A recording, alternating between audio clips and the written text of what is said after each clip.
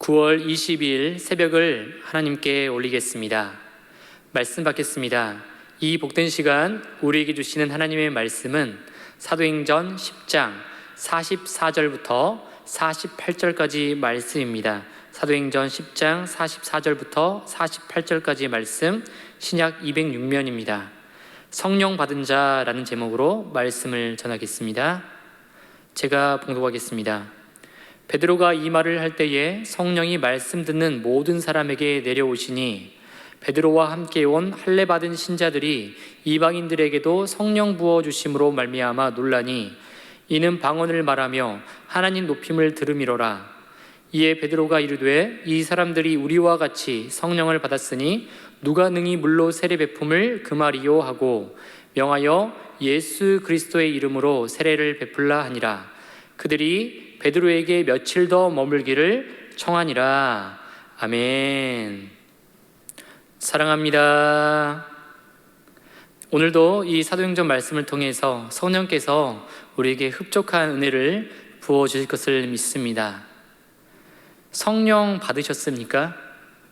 너무나도 흔한, 우리가 믿는 자들이 당연히 생각하는 얘기이죠.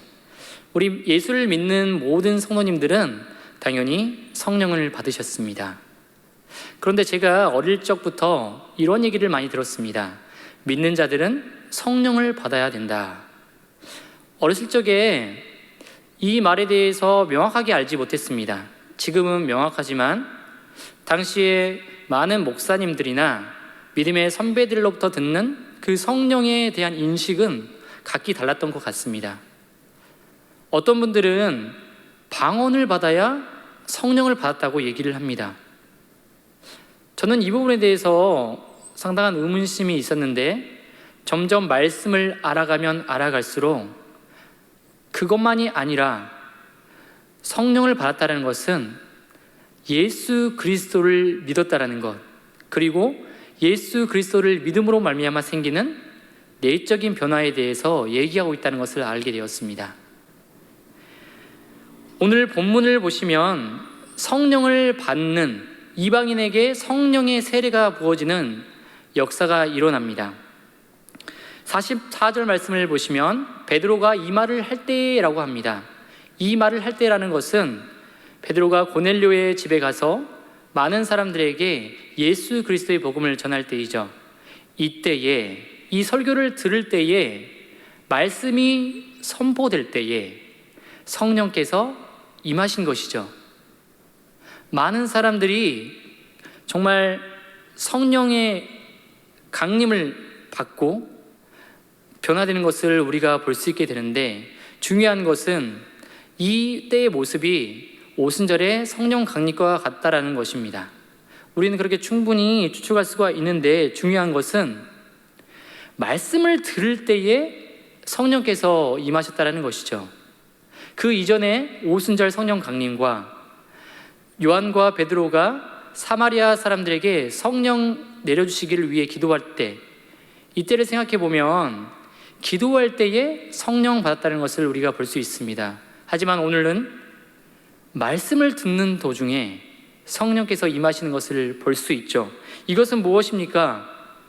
바로 성령께서는 기도와 말씀을 통해서 우리에게 임하신다라는 것이죠. 어느 한쪽으로 치우치는 것이 아니라 말씀과 기도로 우리에게 충만히 임하신다라는 것을 우리가 알 수 있다라는 것입니다. 말씀을 받던 중 고넬료 집에 있던 모든 사람들에게 변화가 생깁니다. 그런데 잘 생각해 보십시오. 성령을 받았다라는 것, 아무 생각도 없는데 갑자기 성령께서 탁 하고 임하신 것일까요? 아닙니다. 말씀을 듣는 도중에 그들의 생각이 변하고 그들이 내적으로 결심을 하게 되는 것을 얘기를 하는 것입니다. 성령께서는 분명히 우리의 이성을 뛰어넘는 다양한 일들을 하십니다. 하지만 결코 우리의 이성을 무시하지 않으시죠. 그들이 말씀 받던 중 깨닫고 믿게 되는 역사가 일어난 것입니다. 우리가 성령 받은 자의 증거를 말할 때 보통 세 가지를 얘기할 수가 있는데, 첫 번째로 자신의 죄에 대해서 깨닫는 것입니다. 예수 그리스도의 말씀을 온전히 믿기 전에는 우리는 죄 가운데 있습니다. 어두운 가운데 있는 것이죠. 그래서 우리가 이전에는 내가 괜찮은 사람이야, 나 정도면 법도 잘 지키고 이 정도면 훌륭한 사람이라고 생각하는 경우가 있습니다. 때로는 선행을 하기 때문에 나는 제법 괜찮은 사람이라고 생각하지만 예수 그리스도의 복음이 들어올 때 어떻습니까?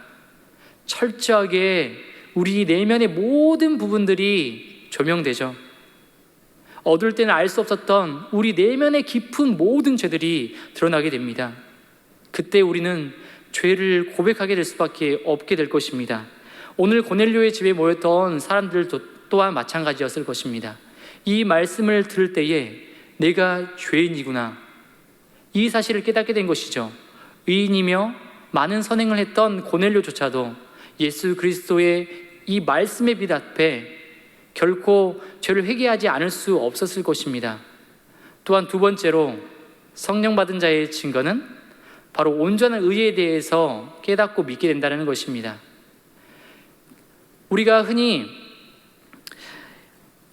예수 그리스도의 이 복음에 대해서 잘 알고 있는 사람들이 있습니다. 세상 사람들도 예수님은 하나님의 아들이며 십자가에 못 박히셔서 모든 인류의 죄를 위해 돌아가셨다는 사실을 알고 있습니다. 하지만 중요한 것은 그들은 이 사실을 지식으로만 알고 있을 뿐이죠. 중요한 것은 성령께서 임하셔야만 이 사실이 믿어진다라는 것입니다. 오늘 고넬료의 집에 있던 모든 이들이 그 말씀을 통해서, 성령의 감화를 통해 정말 하나님께서 예수 그리스도를 보내셨구나, 예수님께서 우리의 모든 죄를 짊어지셨구나 사실을 깨닫게 된 것입니다. 그리하여서 고넬료 집에 있던 모든 이들이 그들의 죄를 깨닫고 온전한 복음을 깨닫게 된 것이죠. 그리고 성령 받은 자의 마지막 세 번째, 그 증거는 무엇입니까? 그리스도의 하나 되게 하심을 깨닫고 실천하게 된다는 것입니다. 오늘 45절 말씀을 보게 되면 이 성령의 받음을 이 유대인들이 보고 깜짝 놀랐다고 표현을 합니다. 그것은 무엇입니까? 예수 그리스도를 믿었던 유대인들, 비록 그들이 예수 그리스도를 믿었지만 여전히 이방인들은 성령을 받는다는 사실을 미처 생각하지도 못했던 것입니다. 그들 안에는 역시 여전히 선민의식이 가득 차 있었던 것이죠. 그래서 이 성령이 강림했을 때에 그들은 깜짝 놀랄 수밖에 없었습니다. 우리가 알아야 될 것, 성령께서 임하셨을 때에 이제 이방인들은 하나님의 자녀요, 하나님의 백성으로 편입되었다는 사실입니다. 이 사실들을 이제 이 자리에 있던 유대인들이 깨닫게 된 것이죠. 또한 베드로 또한 이 사실에 대해서 다시 한 번 더 확인하고 감격하였을 것입니다. 뿐만 아니라 베드로는 이 사건 이후에 수일 동안이나 그 집에 머물러 있었다고 성경은 얘기합니다. 이것은 무엇입니까? 바로 베드로가 이전에 계속해서 예수께서, 성령께서 하나 되게 하심에 대해서 깨닫고 이제는 그 삶으로 그 받았던 말씀을 실천하고 있는 것이죠. 베드로는 어떤 사람이었습니까? 예수님의 수제자였고 예수님을 따랐던 사람이지만 예수 그리스도께서 십자가에 못 박히셨을 때 어떻게 했습니까? 그가 예수님을 배반하였고 심지어 저주까지 하였습니다. 하지만 그가 성령을 받자 그는 예수님의 정말 하나님의 아들 되심과 또 하나님 되심, 그리고 이제는 예수 그리스도의 온전한 제자로 살겠다고 결심을 하게 됩니다.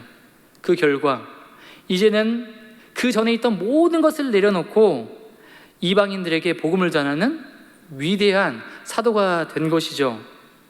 마지막까지 복음을 전하는 그런 훌륭한 예수님의 제자가 된 것입니다. 이전에 베드로였다면 이것은 불가능했겠죠. 하지만 성령께서 그에게 임하셨을 때 베드로는 변화될 수 있었던 것입니다. 온전히 성령께서 그를 인도하셨기 때문인 것이죠. 말씀을 정리하겠습니다. 성령을 받으셨습니까? 성령을 받았다라는 것, 예수 그리스도를 믿음으로 인한 우리 내면의 변화와 그 이후의 삶의 변화를 얘기를 하는 것입니다. 예수 그리스도의 복음을 통해서 죄를 깨닫고 온전한 의를 깨달아 이제는 우리가 예수 그리스도 안에서 하나요 한 형제요 자매임을 고백하는 우리 모두가 될 수 있었으면 좋겠습니다. 이 모든 것이 성령의 간섭과 성령님께서 우리를 붙드실 때만 가능하다는 것을 믿고 오늘 하루도 성령께서 주시는 그 감동, 또한 말씀 속에서 우리에게 감동하시는 모든 것들에 집중하는 오늘 하루가 되었으면 좋겠습니다. 기도하시겠습니다. 사랑의 하나님 아버지, 감사합니다.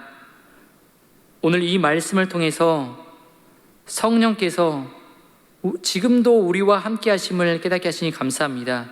무엇보다 말씀을 통하여서 성령께서 우리를 지금도 깨닫게 하시고 온전히 그리스도를 따를 수 있도록 도와주시니 감사합니다. 우리가 이제는 그 성령 앞에 늘 깨어서 항상 말씀 앞에 깨어 우리의 죄인됨을 고백하며 온전히 예수 그리스도의 구원자 되심을 늘 고백하며 무엇보다도 내 자신이 변화되어 그리스도의 공동체를 세워나가는 우리 모두가 될 수 있도록, 우리 일산교회 성도님과 제가 될 수 있도록 인도하여 주시옵소서. 사랑이 많으신 예수님의 이름으로 기도합니다. 아멘.